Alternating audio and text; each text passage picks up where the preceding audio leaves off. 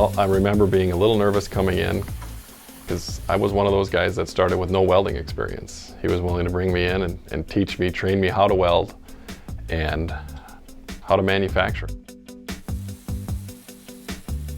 I grew up St. Martin, Minnesota, just south of St. Martin, on a farm, dairy farm. Got into manufacturing. Actually, when I was 16 years old, started for pelts manufacturing, sweeping floors, cleaning, doing that kind of work.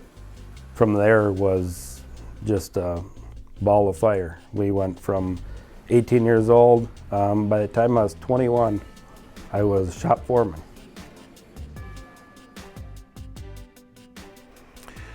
When Midsota moved to Avon, they had roughly 10 or 11 employees.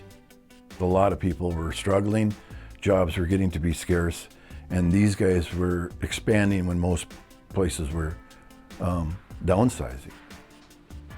So we had a customer base that loves our product, and they placed orders for our trailers that far exceeded our capacities in our other facility. We couldn't take care of our good customers the way we felt we really needed to take care of them. There was a gap in our funding. We needed to come up with that to make sure that happened, and it happened in the right way.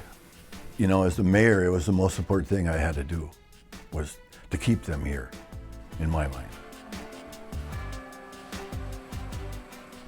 So through a conversation with Dan, the Initiative Foundation, we realized that they would be a great source to approach and see if we can fill that gap. We made it work, and it's just been a great fit.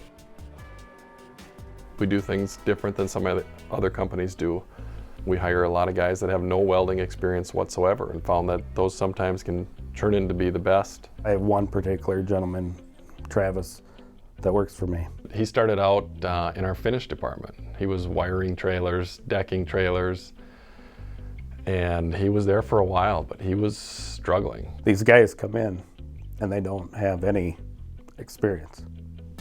I taught them, we taught them, not me. Our guys taught them. Today, he's probably my best welder in the shop. He's just a good guy. There's a lot of them. There's so many of those people.